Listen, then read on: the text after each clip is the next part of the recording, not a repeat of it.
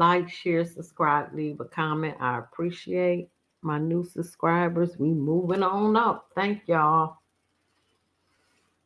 But please hit that like button. That keeps me in the algorithm. The algorithm. I'm getting sleepy now, but I want to drop these videos because um I really enjoy doing this. I enjoy hitting on different topics. This one is about the DOJ, and this was under the previous administration. So I need to look up real quick before we get started.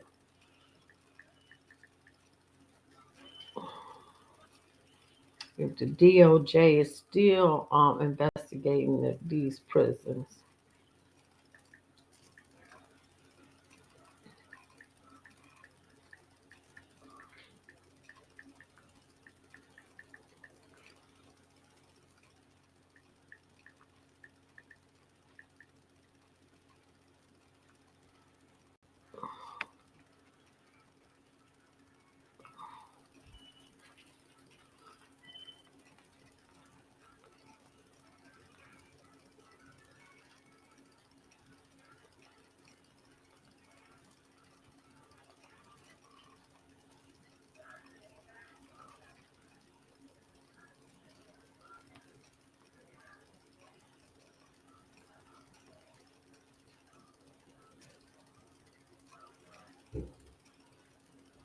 Let me see.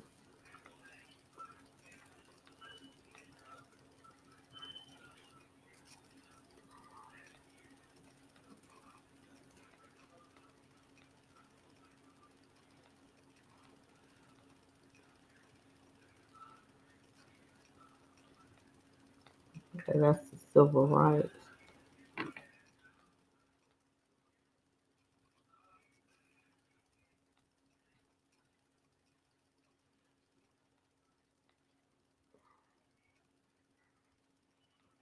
Oh, we got quite a few. Oh, they got Alabama on here too. Shit.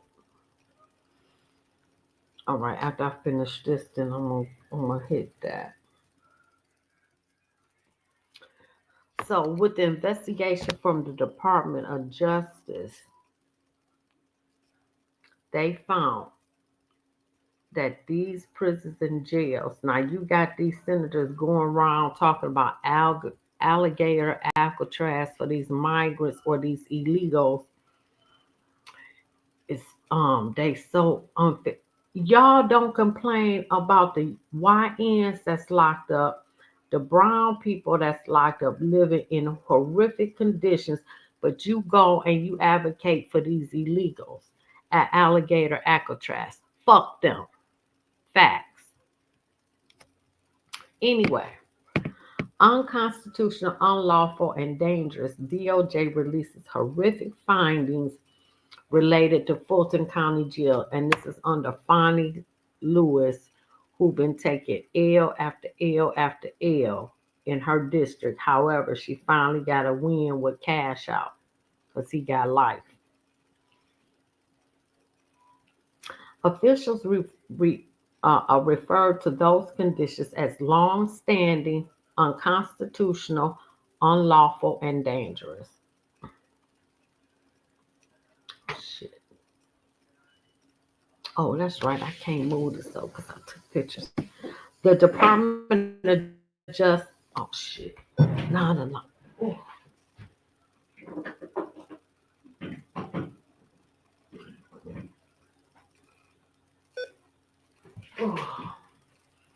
oh. Knocked my plug out.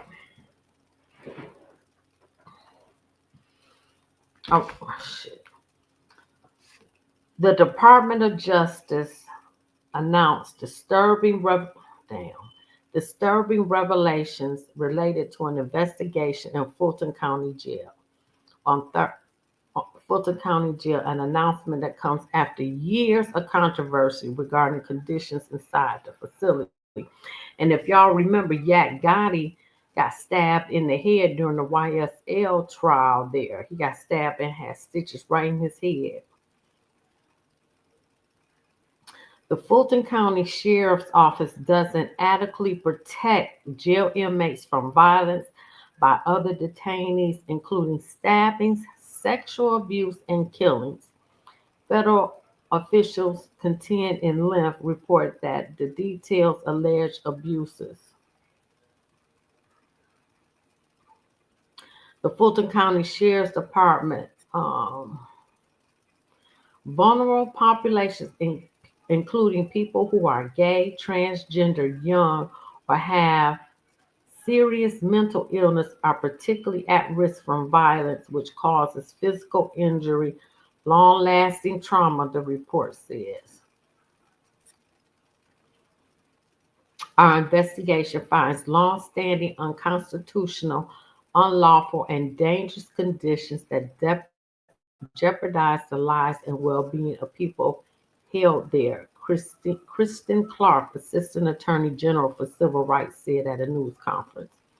The report resulted from a federal investigation in 2023 to examine living conditions, access to medical and mental health care, use of excessive force by staff, and conditions that may give rise to violence between people held in jails in the county, which includes most of Atlanta. Officials referred to those conditions as long-standing, unconstitutional, unlawful, and dangerous. The DOJ further highlighted the severity of the conditions, saying the most obvious casualties of the civil rights violations occurring in jail are those who leave the jail in a body bag.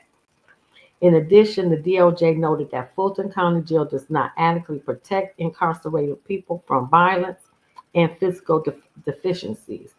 Officials notably pointed to the use of makeshift weapons built out of jail fixtures that are used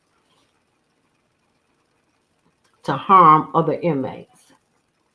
Living conditions inside were described as hazardous and unsanitary. Officials argue that the jail does not provide enough food for its inmates, fails to provide constitutionally adequate mental health, and uses solitary and unconstitutional ways on top of using lengthy confinement as a punishment without written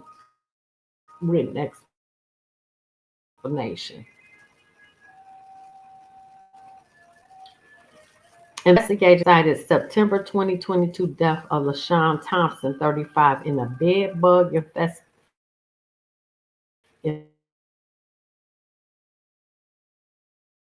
infested cell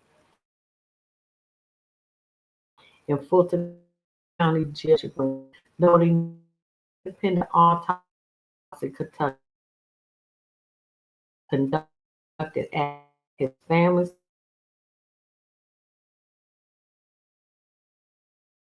all day. Now, stream y'all. Let me get up here. Found that he died of severe neglect. Photos released by the attorneys for Thompson family showed that his body was covered in insects and that his cell was filthy and full of garbage. Hold on, let me change how I'm sitting. Okay. All right. We cannot turn a blind eye to the inhumane, violent, hazardous conditions that people are subjected to inside Fulton County Jail, Clark said. Detention in Fulton County Jail has amounted to the death sentence for dozens of people who have been murdered or who have died as a result of the atrocities, the atrocious conditions inside the facility. Fulton County Sheriff Pat Labatt, who took office in 2021 and was reelected last week, has constantly raised concerns about overcrowding, dilapidated infrastructure, and staffing shortage at the county jail. He has pushed county leaders to build a new jail, which they have so far been unwilling to do. When the federal investigation was launched, he said he welcomed it and was prepared to cooperate fully. Labatt and Rob Pitts, chairman of the Fulton County Board of Commissioners, addressed the findings in a news conference Thursday evening. Labatt said they have been anticipating the report and they are in the space right now where they are happy it has come out. I do want to put out that if you look at the report in its depth, it's a point in time study, if you will. While Labatt said these are fixable opportunities that they hope to work on and move forward from, Mayor Andrew Dickens said in a statement, this is an extremely bad report. As I said before, the people of Fulton County deserve to be treated humanely at all times, including when in custody. They also deserve the right to a fair and speedy trial, which Fannie Willis has not done. This report highlights the failures to do so in Fulton County, and the sheriff must take swift, deliberate action on all of the DOJ recommendations to solve the humanitarian crisis. Another finding that the report claimed that jail officers have a pattern or a practice of using excessive force against people in custody, which violates detainees' constitutional rights. They do not receive adequate training and guidance on the use of force. They use tasers too frequently in an unreasonable, unsafe manner, and staff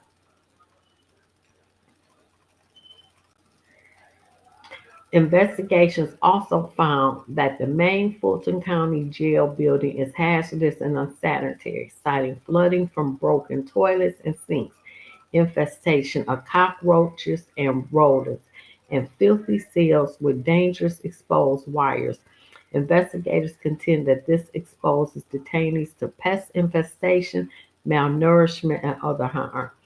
People held in Fulton County custody receive inadequate medical and mental health care in violation of constitutional rights, leaving them open to the risk of injury, serious injury, pain, suffering, mental health decline, and death.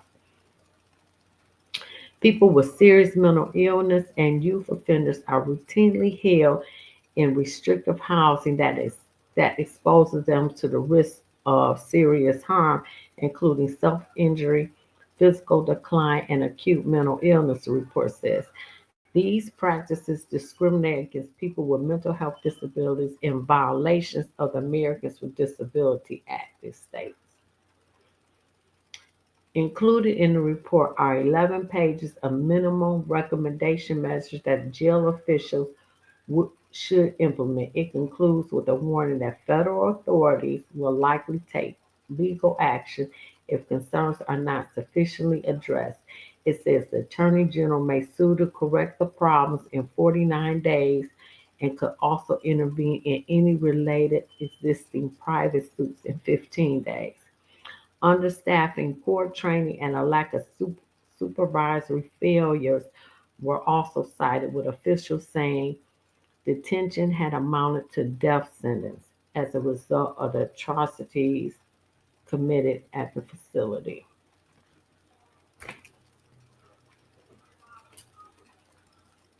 All right, let me go here. Damn, that's the wrong one. This is during the game time. Yes. My client would really like to be present tomorrow, Your Honor. I mean, This is during the YSL trial. I want a day out of court, but. You would like to be there? Okay, fine.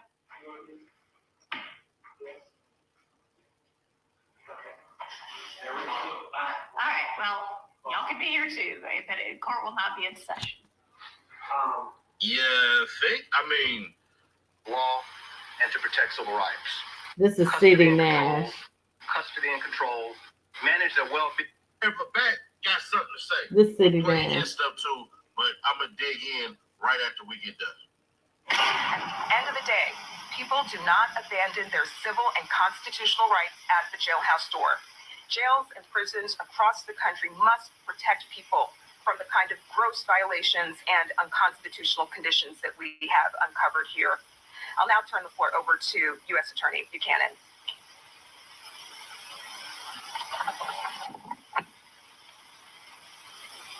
Good afternoon. I'm Ryan Buchanan. I'm the United States Attorney here in the Northern District of Georgia. 1974, Supreme Court Justice Thurgood Marshall wrote, "When the prison gates slam behind an inmate, he does not lose his human quality, his mind does not become closed to ideas, his yearning for self-respect does not end, nor is his quest for self-realization concluded." 50 years later, our comprehensive investigation into the conditions of confinement at Fulton County Jail has, at its basic level, revealed that the men and women, young people who find themselves housed at the jail are often left to wonder whether their humanity remained intact once they crossed the threshold of the jail facilities.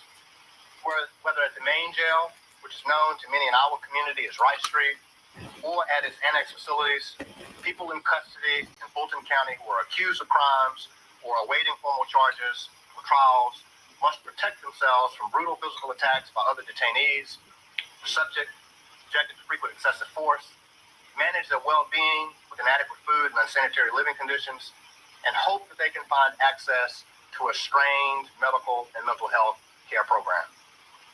The most obvious casualties of the civil rights violations occurring in the jail are those who leave the jail in body bags. But our investigation has revealed hundreds more injured, traumatized, and dehumanized people, all of whom are just as deserving of the protections of the Constitution as all of us in this room. Since we announced our investigation in July of 2023, the United States Attorney's Office for the Northern District of Georgia, the Civil Rights Division of the Department of Justice, have worked diligently to meet our shared mission: to advance public safety, to uphold the rule of law, and to protect civil rights. There is no greater example of this mission at work than protecting and vindicating the rights of those who are under the custody and control of jail authorities, who themselves are duty-bound to protect the public and those in their custody. We began our investigation after LaShawn Thompson was found in his cell, neglected to death, covered in lice. But in the time since his death, several more young men detained in the jail have died, and many died violent deaths. Our investigation revealed unacceptably high incidents of assaults and stabbings. In some cases, most disturbingly, jail staff witnessed and allowed the attacks without intervention. Wow. In 2023 alone, there were over 1,000 assaults and more than 300 stabbings in the Fulton County Jail. Outpaces the rate of similar assaults in other major city jails almost 2 to 1. Those numbers only reflect the reported attacks. Many detainees told our team that they explained that they feared for their safety. They were reported they had been stabbed or assaulted. One such detainee was left untreated for multiple stab wounds for a week until our team alerted the jail of his injuries. Wow. Also unaccounted for in these disturbing numbers are numerous allegations of violent rape, sexual assault, and harassment. Wow. The crisis of violence in the Fulton County Jail has resulted in part because of a lack of effective classification and housing plan, which allows for extremely violent individuals and gang members to be housed with vulnerable and low-risk individuals. And particularly, vulnerable individuals are most subject to violence in the jail, including people with serious mental illness, Wow. and transgender detainees, and 17-year-olds. In addition, Fulton County Jail employs too few guards relative to the number of detainees to keep people safe, and poor maintenance of basic fixtures allows violence to go unchecked. But numbers aside, jail staff are often unaware of violence because they conduct inadequate security rounds. We uncovered incidents where hours or even days passed before victims of assaults were discovered by staff. In one shocking case, while an officer sat in an observation tower, a man was killed, his hands and his feet bound. Damn. Not bound until his body was extremely cold. Additionally, hundreds of broken light fixtures and cell doors allow violent detainees to move about at will in the shadows, sometimes through the very walls of the facility. Wow. Equally alarming, men and women in the Fulton County Jail also experience violence from the staff. Our investigation shows the crisis of violence, lack of security at the Fulton County Jail, Damn is shared with shame. staff that resort to the use of force too quickly and too often. But you had the Democrats talking about the horrific conditions where illegals who are not citizens are staying. But not once you ain't seen not nan Democrat go and talk about the horrific jail conditions for American citizens. You ain't seen them going to check on the facility because they don't give a damn. tasers and pepper spray without any warning for minor rule infractions like failing to hang up a phone quickly enough, yelling, or not putting items away as instructed. The rampant use of tasers is particularly disturbing. The risk of cavalier deployment of tasers is not just the temporary pain of electrocution. Detainees have been hospitalized with serious injuries caused by probes that are embedded in sensitive parts of the body, like the neck and even in the bone. Wow. The excessive use of force in the jail is not confined to a few bad actors. Officers lack policy and training guidance on whether and when force is appropriate, and when officers cross the line, the jail rarely holds them to account.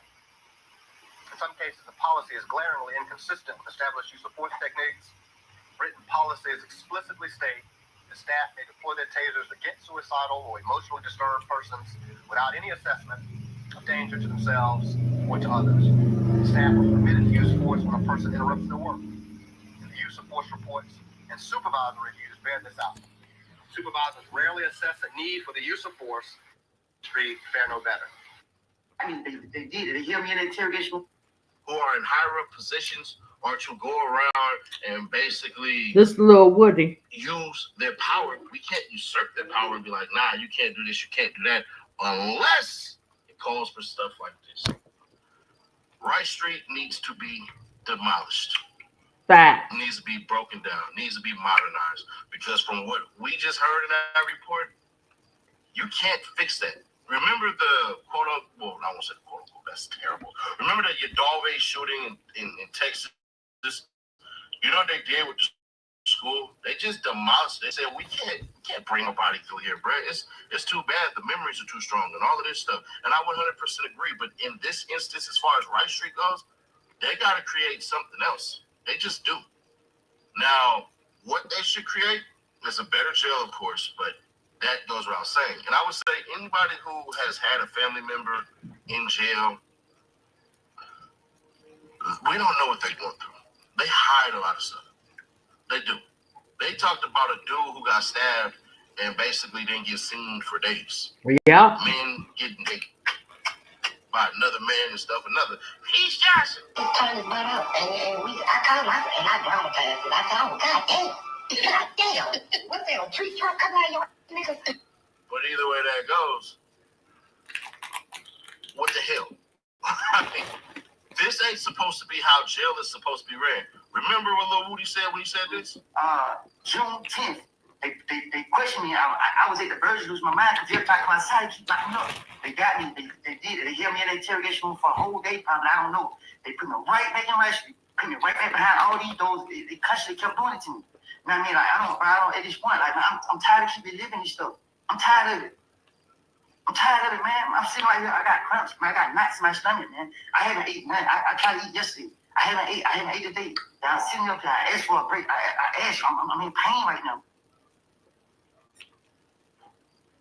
I understand it might be my fault. I'm telling y'all, I made it up. I lied. Damn, man. This is crazy. I'm telling y'all, my stomach hurting, man. Well, with the honorable court's order, we're going to be leaving in a little bit of time. Can you try to just listen to the JW240E that I just sent?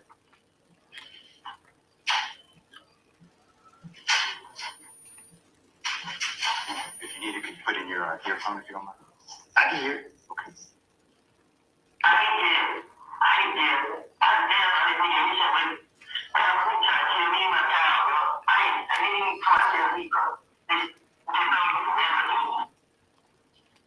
Mr. Copeland, with your background, your experiences in jail, is it fair to say that you would do anything not to go to jail? Go on, Brian Steele.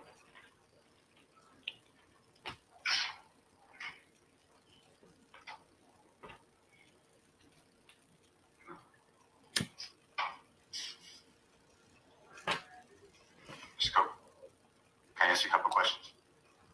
I'm listening.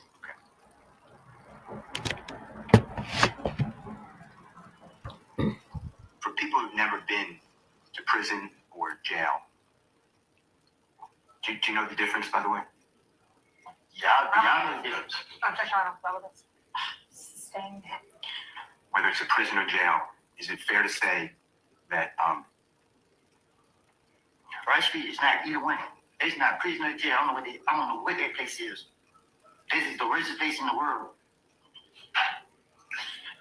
do you remember being in custody after Friday, June 7th, 2024, after the first time you testified before the ladies and gentlemen of the jury, and before you came back in the late morning of Monday, June 10th, 2024? Do you remember where you were held? Somebody locked me up here? Yes, sir. What about it? Do you remember where were you held in the Fulton County Jail, another jail? Do you remember? So when they took me out of here? Yes, sir. Yeah. Where were you held? They took me to Rice Street. And then the minute they came, they took me from Rice Street to the DeKalb County Jail. And they down there just as worse as Rice Street. And DeKalb County Jail, describe to the ladies and gentlemen of the jury what it was like when you were in that jail. Objection, relevant, Your Honor. Goes to his motivation for testifying here. I don't know that we need to get that far afield. He's already told us that Rice Street is horrible, it's the worst place in the world, and DeKalb's even worse. So let's move on. Yeah, people laugh, but he was going through his trauma. He was. And thankfully, how they treat the worst of them in the prison. Facts.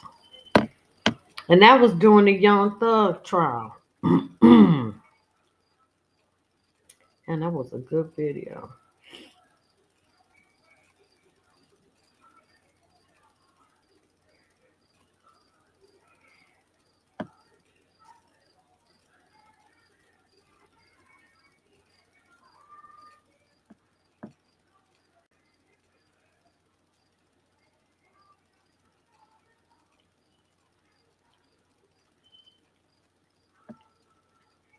Look at these conditions at the jail.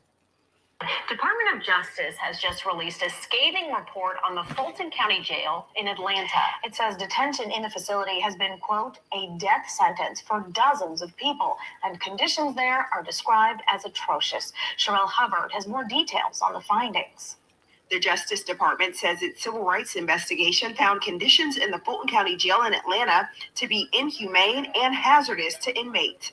The 16-month investigation was sparked in part by the September 2022 death of then inmate LaShawn Thompson. The report says he was held in the jail's mental health unit and died malnourished and Look at that shit. infested with lice. The DOJ says that he was, quote, neglected. Look at that shit. Long-standing, unconstitutional, unlawful, and dangerous conditions. The report says living conditions and medical and mental health care at the jail don't meet constitutional standards. And the people who are held there, oftentimes not convicted but awaiting hearings and trial dates, are subjected to what officials call a, quote, crisis of violence. In 2023 alone, we identified 314 stabbings. Damn. More than 8,000 assaults. They say it's not just inmate-on-inmate violence, but the report says the staff uses force too quickly and too often. Staff were regularly deploying tasers and pepper spray without any warning. Jail officials say they've already taken measures to reduce overcrowding and are investing in housing and technology solutions to help alleviate problems. We share the concerns that were outlined. These are fixable opportunities. If concerns aren't addressed within 49 days, the report says the U.S. Attorney General could file a lawsuit. I'm Sherelle Hubbard reporting. That's a damn shame. But y'all Democrats wasn't out there protesting that shit, but you protesting about some damn illegals that's not even citizens.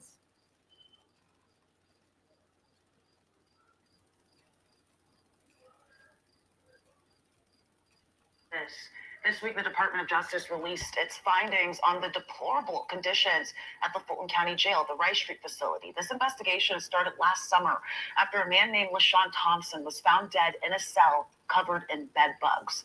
Well, tonight, one family is speaking out. They say that they are disgusted by the report's findings and are concerned about their loved one who's currently locked up. Teresa Bowles is joining us live tonight with more on this story. Hey, Teresa. Hey, Faith, I'm at the Fulton County Jail on Rice Street, and I've read through all 97 pages of that report. There have been over 300 stabbings and more than 1,000 assaults at this jail, and relatives of those incarcerated are asking, how many more will it take before a concrete solution? The jail will be a place of correction. Instead, We believe a change will come. this group says Fulton County Jail needs a correction. You shouldn't come here with a traffic ticket and wind up with a death certificate. An investigation by the Department of Justice says this jail is a death sentence. Bishop Wheat says his loved one, Desmond Lindley, has been locked up for 2 years. If something doesn't change, Wheat fears for Lindley's life. He have told me deplorable, not fit for an animal to even live in. The report confirms the jail's conditions are hazardous and unsanitary. Inmates are in danger because of inadequate health care, drugs, understaffing, and unwarranted excessive force. Made me sick to my stomach because, number one, if a person has mental issues, this is not the place for them to be in. Facts. The investigation agrees with Tamika Hicks, who says her son, Rowan Barrett, is behind bars. Sheriff Patrick Labatt and county leaders assure they're going to fix the jail by renovating and tightening up rules. The tighten up should have had happened when they dug a wall in this jail. The tighten up should have had happened when you found a security officer with an inmate having sex. The DOJ's findings couldn't identify how many sexual assaults have taken place behind these walls. Wow. But it only mentions inmate on inmate cases, not staff on inmates. Activist L.A. Pink says she wants Labatt and other county leaders to make good on their promises. This is just not a call of action for Sheriff Labatt. This is a call of action for Fonnie Willis as well. Right. You got my Do your charger? job. I gave Though it there to isn't a you. timeline for corrections, these families are watching the clock. And Sheriff Labatt also says that there are 109 remedial opportunities that he plans to tackle at the jail. And Chairman Rob Pitts says that he plans to address the issues at the 9 of 11 housing units by the end of the year. Live in Atlanta, Teresa Bowles, 11 Alive News. Yeah, a lot of work. That's a damn shame. Y'all wasn't out there protesting that. At all. Democrats.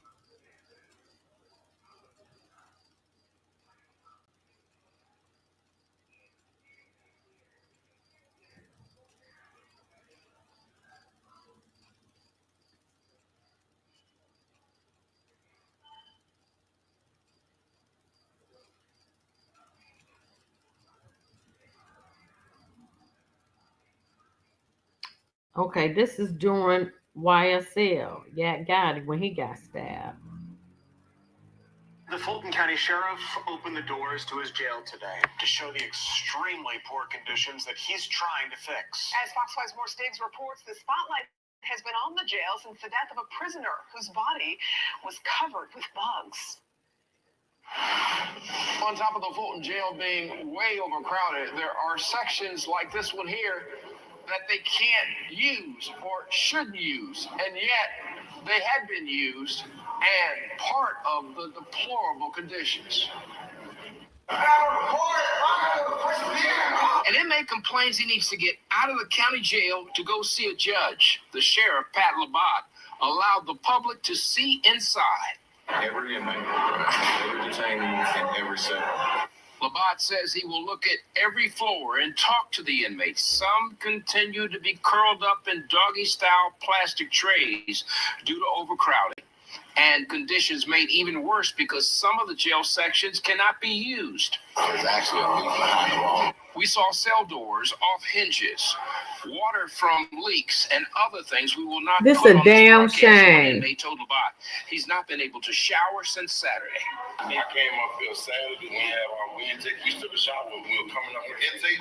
That was it. Damn The highly shame. publicized death of one inmate who sustained bug bites had been housed on a different medical floor.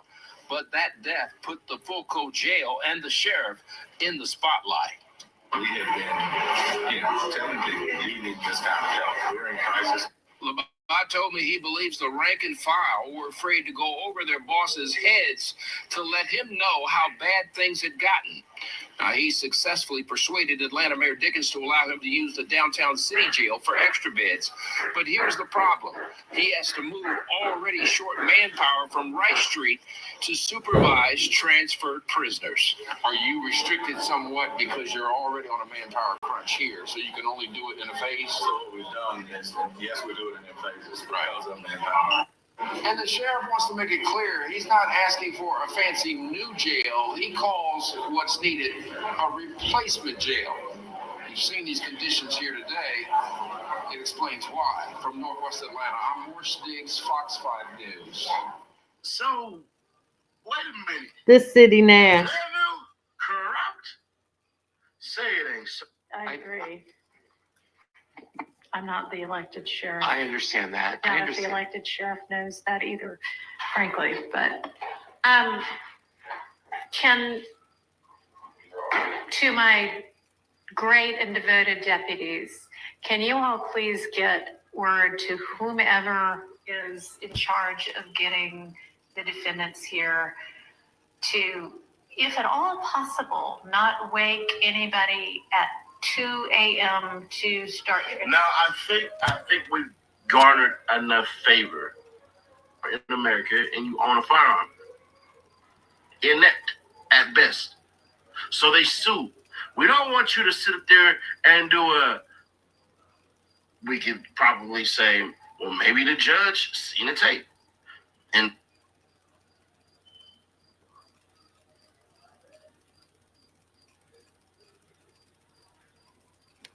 Let me see where we at. Oh, okay, that was all of Fulton County. All right, now.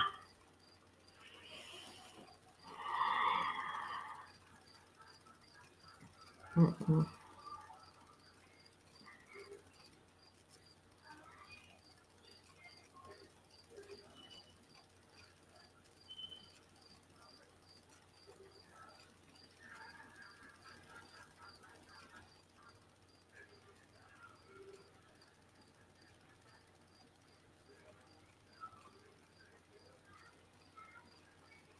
I need to change this.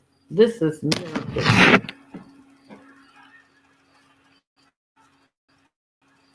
You know what? Let me edit this title real quick. Hold on.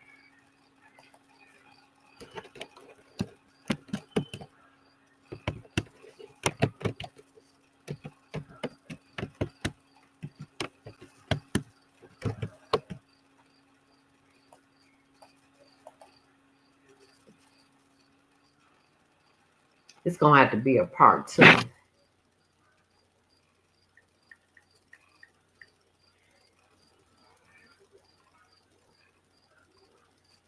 Oh no, I got another one. No, we were. Oh shoot, I got the first. Shit, let me see.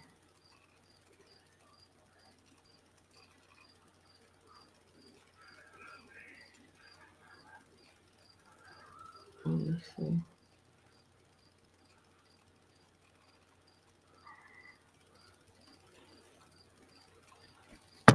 Oh, let me change this title real quick.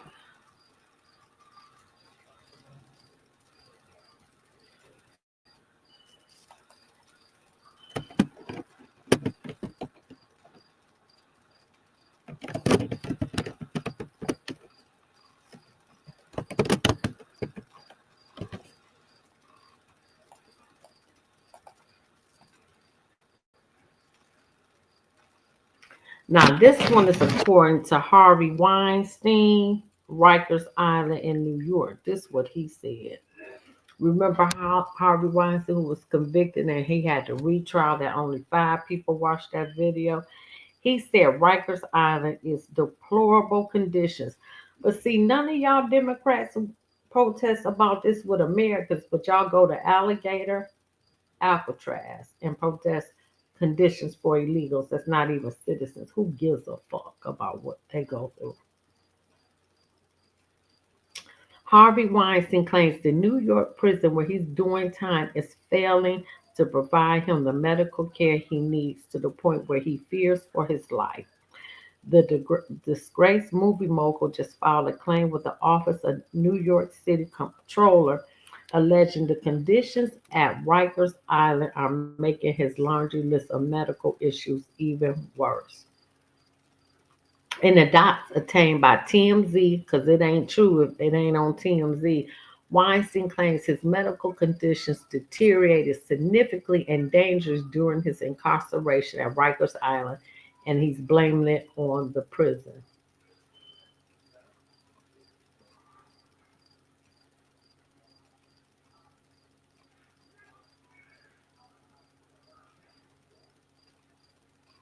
Okay,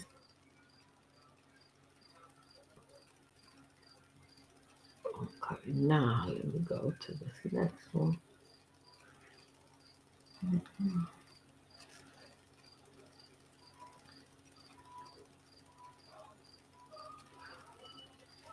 Now this is Memphis, Tennessee.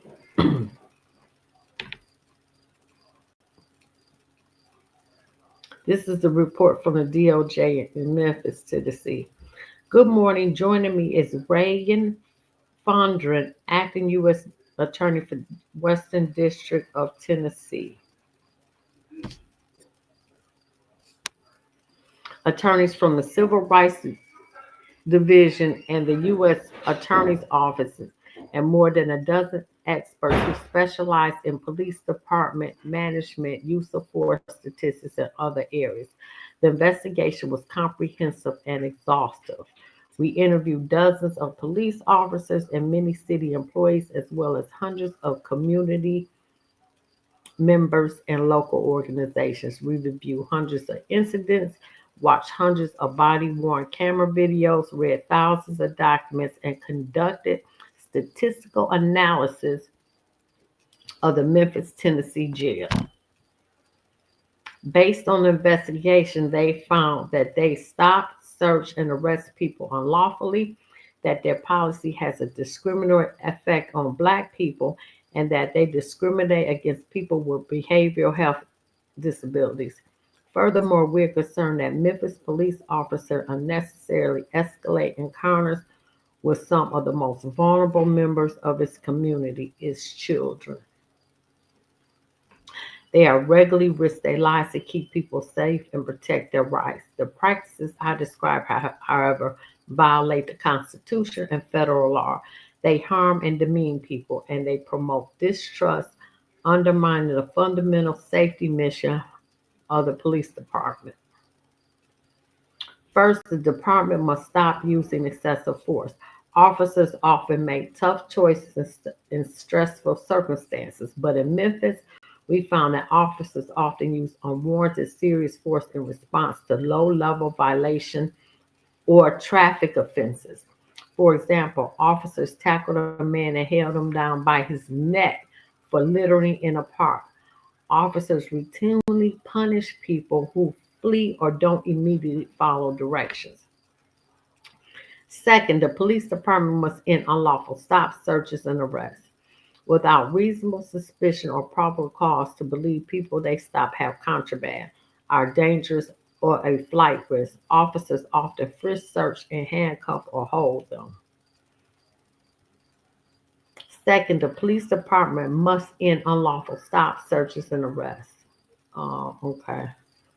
For example, police detained a Black man outside of a dollar store and struck him in the leg with a baton and pepper sprayed him in the face. Dollar stores in the area have seen a spat of robberies, but police have no reason to suspect this man had anything to do with them. Further, without evidence that someone's car contains drugs or weapons, officers often tow and impound it. Third, the police department must stop policies that have disproportionate effect on Black people in this community. We uncovered racial disparities that cannot be explained by differences in driving behavior. We found that the department cites or arrests Black adults for marijuana possession at 5.2 times the rate of white adults, based on data from 2018 to 2023. Black drivers for equipment violations like tinted windows at several times the rate of white drivers.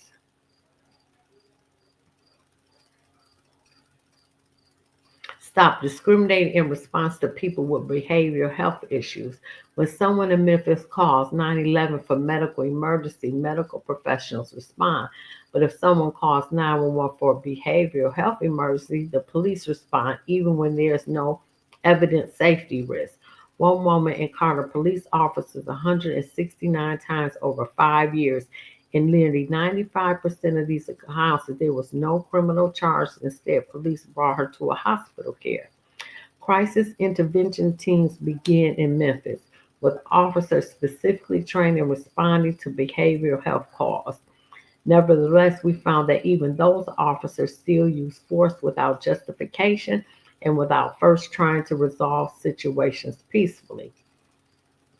One crisis team member required the nickname Taserface for his inordinate use of the tool. These team members routinely escalated encounters and used unnecessary force against people with behavioral health disabilities, even children. Crisis intervention officers taunted, threatened, and used force against an 8-year-old boy with a history of mental illness. Wow. Officers approach kids aggressively, use profane language with them, and inflict needless, reasonable force on them. In one disturbing case, a 16-year-old Black girl called the police to report that she had been assaulted. When officers arrived on the scene, she declined to hand over her phone. The police handcuffed her and she became agitated. The officers responded by threatening her. Ultimately, they grabbed her and then pushed her onto the ground. This kind of encounter potentially harms our children more than similar conduct harms adults, creating risk of serious long-term harms such as post-traumatic stress, diminished academic performance, or future delinquent behavior. Facts. The misconduct that we observed offends the dignity of Memphis residents. It creates stigma and trauma. The practical results of police departments' misconduct often include loss of transportation, employment, and separation of families. But let me be clear, these tactics do not make Memphis safer. Sure don't. The department uses traffic stops as a crime reduction strategy, but has not adequately supervised those traffic stops or meaningfully assessed whether this approach actually reduces crime or violates rights. Supervisors have ignored or excused clear legal violations. The department does not conduct thorough, objective investigations into alleged misconduct. When it does identify the issues, the process undermines findings and minimizes misconduct. The city has noted the cost of police reform and consent decrees, but the pattern or practice of constitutional violations, our investigations identify cost the city too, and will not be stopped by hopeful words of preliminary changes. When the Justice Department works with police department to achieve reform, those costs decrease. For example, our work in Seattle, Albuquerque, and Baltimore has led to not only decline in the use of excessive force, but also reduction in violent crime. Hold on, I got to turn on my ear. Ooh.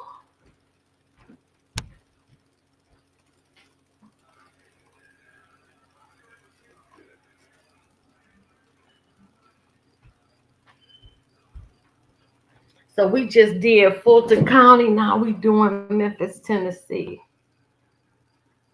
We stand ready to continue working with Memphis. Memphis deserves fair, transparent, non-discriminatory constitutional policing, nothing less. We are prepared to work together to write a new chapter for the city. But make no mistake, the pattern or practice of misconduct we found in Memphis must end, and a federal law authorizes us to sue for the injunction.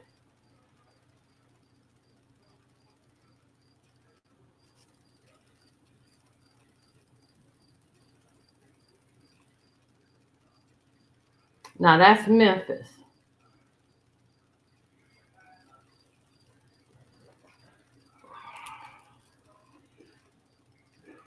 I did all that. All right, let me get here.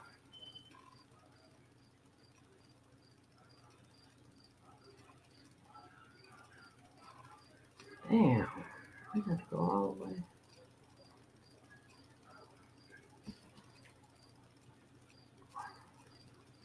Well, shoot, I might have to end it here. Damn, I wonder. Let me put down here Alabama, because Alabama got a problem. I'm sure Alabama do.